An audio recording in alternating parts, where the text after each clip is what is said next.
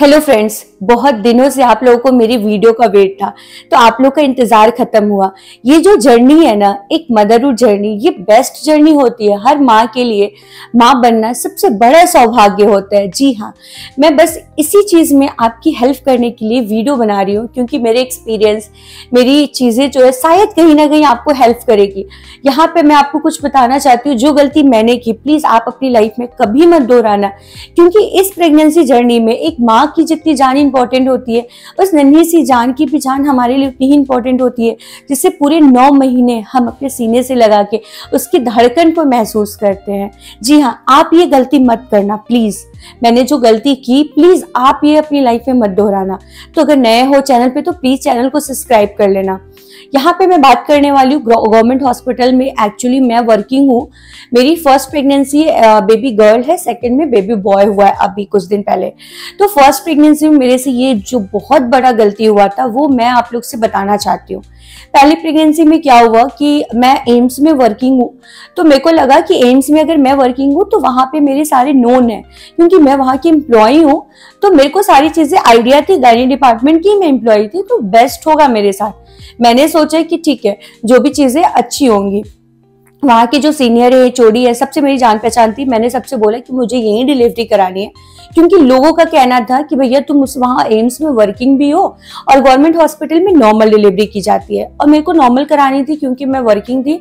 तो मेरे को था कि नॉर्मल होगा तो बेस्ट होगा मेरे लिए। बस क्या था, मैं निकल पड़ी कि मेरे को एम्स में कराना है। पूरे 7 मंथ तक मैंने एम्स में डॉक्टर को दिखाया, और मैं बाहर भी डॉक्टर को दिखाती थी। दिल्ली में रेनबो हॉस्पिटल है मालवीय नगर, जो कि बेस्ट हॉस्पिटल है दिल्ली का, वहां पे मैं दिखाती थी। क्योंकि मैं खुद मेडिकल फील्ड से हूँ, तो मेरे को आइडिया था, वहां मेरे डॉक्टरों से जान पहचान भी थी। तो मेरे हस्बैंड ने कहा कि हम प्राइवेट भी हॉस्पिटल में दिखाएंगे। कभी कभी क्या होता है कि गवर्नमेंट हॉस्पिटल में जो फैसिलिटीज नहीं मिलती वो प्राइवेट में मिल जाती है। क्योंकि हमारे पास इंश्योरेंस भी थे, तो हमें कोई दिक्कत तो थी नहीं। वहां पे मेरी डॉक्टर जान पहचान की थी, जो मेरा ऐसे बहुत अच्छे से ख्याल रख रही थी। बट यहाँ पे गलती मेरे से ये हुई कि जब 8 मंथ मेरा स्टार्ट हुआ, तो 8 मंथ स्टार्ट होने पे मेरे को एक पेन स्टार्ट हुआ, जो कि मम्मा लोग कहती हैं कि जब बेबी नीचे की तरफ पुश करता है तो वो पेन स्टार्ट होता है। वो पेन मेरे को स्टार्ट हुआ जब मैं ऑफिस से घर आई, तो मेरे को पेन होना स्टार्ट हो गया। मेरे को लगा नॉर्मल एसिड का पेन होगा, मैं मेडिसिन ली, बट पेन नहीं कम हुआ। फिर मैं और मेरे हस्बैंड ही सिर्फ हम लोग यहाँ पे रहते थे, हम दोनों वर्किंग हैं। तो मैंने अपनी मम्मा को बोला, तो मेरी मम्मा जल्दी से, क्योंकि मैं बिहार से हूँ, तो मेरी मम्मा बिहार से दिल्ली आ गई रात में ट्रेन पकड़ के। अर्ली मॉर्निंग फिर सब लोगों ने देखा कि पेन कम नहीं हो रहा है, तो सबको लगा कि शायद लेबर पेन हो सकता है। मैंने बहुत लोगों से बात की, सबने कहा कि एक बार डॉक्टर के पास जाओ, हॉस्पिटल जाओ। अर्ली मॉर्निंग 11 o'clock संडे था उस दिन, हम हॉस्पिटल गए। मैंने कहा एम्स में चलते, क्योंकि मेरे को एम्स में ही एट लास्ट डिलीवरी करानी थी। पहली बार मैं गवर्नमेंट हॉस्पिटल के उस रूम तक गई जहां मैं नहीं गई थी सच में। पहले मैं बस ओपीडी तक रहती थी। वहां गई तो मेरा ऐसा वर्स्ट एक्सपीरियंस था। मैं ये नहीं कहती कि सबके लिए बुरा हो सकता है, मेरे लिए बुरा था, बस मैं आप लोग को अवेयर करना चाहती हूँ। वहां जाने के बाद क्या होता है कि मेरे को इतना पेन होता है कि मेरे पूरे चेहरे में, मेरे पैरों में स्वेलिंग हो जाती है पेन की वजह से। बट मेरा बेबी का मूवमेंट सही रहता है, तो कोई टेंशन की बात नहीं होती है। हम लोग को लगा कि हाँ लेबर पेन ही है, बहुत एक्सट्रीम पेन होने लगता है। फिर हम वहां जाते हैं, तो मुझे बोला गया कि आप मैंने अपना कार्ड वार्ड दिखाया। फिर मेरे को बोला गया कि आप जाओ ऊपर जहाँ पे बेबीज होते हैं, गायनी डिपार्टमेंट है, वहां जाओ। वहां मैं गई, तो संडे का दिन था, चूंकि सारे सीनियर डॉक्टर छुट्टी पे थे, तो मेरी किसी से बात नहीं हो पा रही थी। एचओडी भी छुट्टी पे थे। तो वहां जाके मेरे को, मैंने बोला, जूनियर डॉक्टर तो ड्यूटी पे होते ही हैं ऑफ कोर्सली। वहां जाने के बाद मैं क्या देखती हूँ कि 2 डॉक्टर होते एक रूम में, जो कि पता नहीं किस चीज में बिजी होते हैं, पेशेंट को देखते तक नहीं है।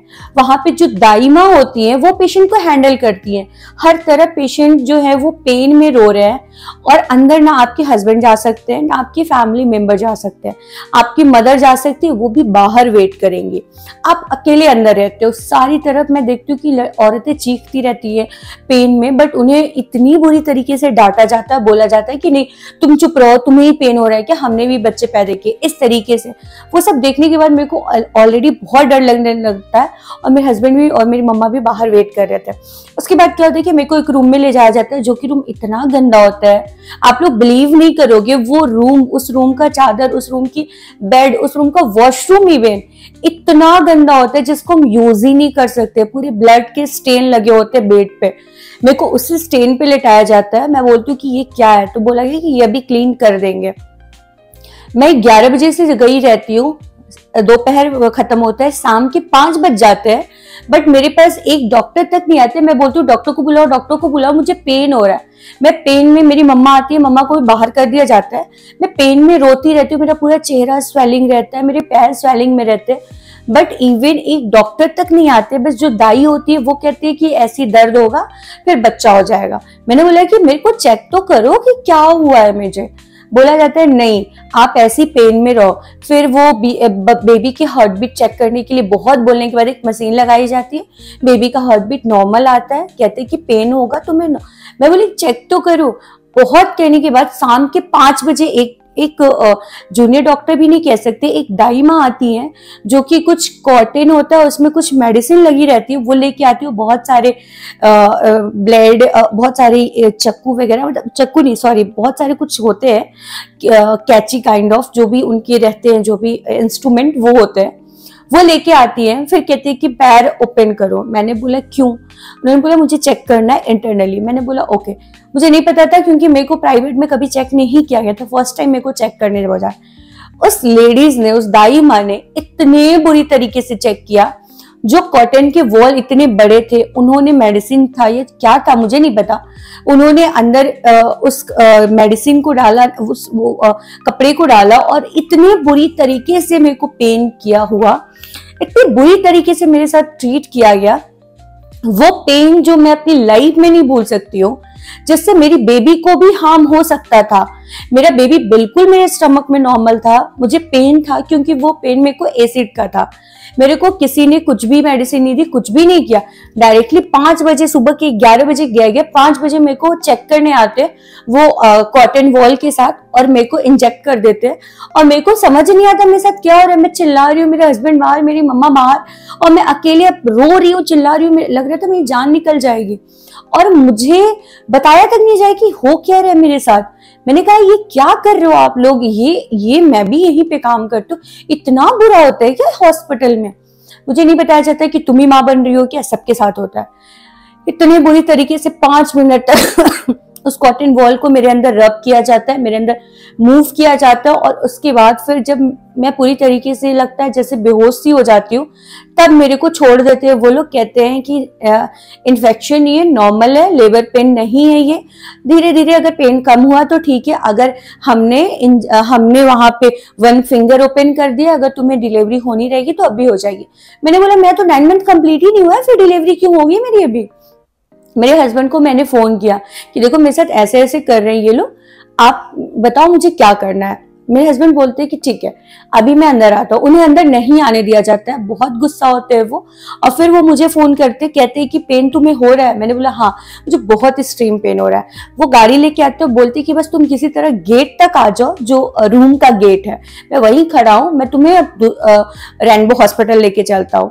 और फिर वहां से मेरे हस्बैंड, और इतने बुरी तरीके से वहां पे सब चिल्लाते एक दूसरे पे, कोई काम नहीं कर रहा होता, डॉक्टर बैठ के आराम से फोन देख रहे होते, पार्टी कर रहे होते, और पेशेंट चिल्ला रहे हैं, उन्हें अपने आप लेबर पेन हो रहे हैं। दाई माँ डिलीवरी कराते, कहते कि हम ही तो डिलीवरी कराते हैं यहाँ पे। हम बोला आप कराते हो, डॉक्टर नहीं कराते, मैं इसकी कंप्लेन करूंगी। वो कहते कि जाओ कर लो कंप्लेन, हम तो कराते हैं, हमें कोई दिक्कत नहीं है, सब बच्चे अच्छे से होते हैं, तुम ही एक बाहर से आई हो क्या? मैंने बोला मैं यहाँ की वर्किंग हूँ, मैं यहाँ की एम्प्लॉय हूँ, आप मेरे साथ ऐसे ट्रीट कर रहे हो। मैंने अपने हस्बैंड को बोला मुझे वो तुरंत हॉस्पिटल से बाहर लेके आते, मैं पेन में होती हूँ, मेरे को रेनबो हॉस्पिटल लेके जाते, डॉक्टर से वहां तुरंत मेरी बात होती है। वहां जाने के बाद मेरे को एक ड्रिप लगती है, मेरे बेबी का हार्ट बीट चेक होता है, और मेरे से पूछा जाता है आपके साथ क्या क्या है। मैंने बताया, डॉक्टर ने कहा कि लक अच्छा था कि आप बिल्कुल सेफ हो, आपका बेबी सेफ है। अगर बाई चांस वो जो भी इंस्ट्रूमेंट उन्होंने यूज किया, वो इंस्ट्रूमेंट हल्का भी अगर आपके वाटर बैग पे लगता तो वो बैग रैप्चर हो सकता था, और वाटर लीक होता तो हम कुछ नहीं करते, बेबी प्री मैच्योर हो सकता था, जो कि आपके और आपके बच्चे के लिए, हेल्थ के लिए बहुत ज्यादा डेंजरस हो सकता था। मेरा बेबी बिल्कुल सेफ था, लेकिन मेरे को इस तरीके से करके, बट भगवान का शुक्रिया मैं कर रही हूँ कि भगवान मेरे साथ खड़े थे, ऐसा कुछ भी नहीं हुआ और मैं सेफली हॉस्पिटल आई थी। और वहां पे मेरा पेन भी ठीक हो गया, क्योंकि वो एक एसिड का पेन था जो कि स्टमक में और मेरे चेस्ट में फंस गया था। इसकी वजह से मुझे बहुत पेन और बहुत घबराहट हो रही थी। वो पेन जैसे ड्रिप लगा और मेडिसिन दी गई, वो ठीक हो गया, बिल्कुल मैं ठीक हो गई 2-4 घंटे में। बट वो जो मेरे को इंटरनली चेक किया गया था, वो पेन अभी तक मेरे साथ था। मेरे पैर पूरे स्वेलिंग हो गए थे, पूरा फेस स्वेलिंग था, बॉडी स्वेलिंग था। डॉक्टर ने कहा मेरे हस्बैंड से कि इस चीज की कंप्लेन होनी चाहिए, क्योंकि ये अगर नॉर्मल थी, पहले तो चेक करना चाहिए था कि क्यों इसे पेन हुआ। पेन हुआ भी तो उसे इस तरीके से इंटरनली हम नहीं चेक कर सकते। इंटरनली हम चेक करते हैं, फिंगर से हम चेक करते हैं, हम किसी इंस्ट्रूमेंट का यूज नहीं कर सकते, क्योंकि वो इंस्ट्रूमेंट वाटर बैग पे लग के रैप्चर हो सकता था बैग। बट भगवान का शुक्रिया कि वाटर बैग रैप्चर नहीं हुआ, बेबी और मदर दोनों सेफ है। और थैंकफुल डॉक्टर जयश्री सुंदर का, जिन्होंने मुझे एक नई जिंदगी दी कह सकते हो, मेरी बेबी को भी, और सेफ डिलीवरी कराए। फिर क्या था, मैं मेडिसिन के साथ मैं घर वापस आई और पूरे 9 मंथ की जर्नी कंप्लीट होने के बाद, पूरे 40 वीक के बाद मेरी एक प्यारी सी गुड़िया मेरी गोद में आई थी। तो ये जर्नी क्या आप लोग अगर जानना चाहते हो, वहां पे भी मेरे से कुछ गलतियां हुई, डॉक्टर की कोई गलती नहीं थी, वो मैं आपको नेक्स्ट वीडियो में बताऊंगी। तब तक आप मेरे चैनल को सब्सक्राइब कर लो। थैंक यू दोस्तों। प्लीज आप ये गलती मत करना। गवर्नमेंट हॉस्पिटल में जाना बुरा नहीं है, बट आपका अवेयर रहना उतना ही जरूरी है, क्योंकि गवर्नमेंट हॉस्पिटल में वो किसी चीज के लिए रिस्क नहीं लेते, वो किसी चीज की बात नहीं सुनते। तो प्लीज अवेयर रहो, क्योंकि ये नन्ही सी जान आपकी जान है, जो आपके अंदर 9 महीने तक धड़क रही है, जिसे आप महसूस करते हो, जिसकी धड़कन को, जिसकी एक छोटी छोटी चीजों को महसूस करते हो। सच में ये हमारी जिंदगी का सबसे खूबसूरत लम्हा होता है।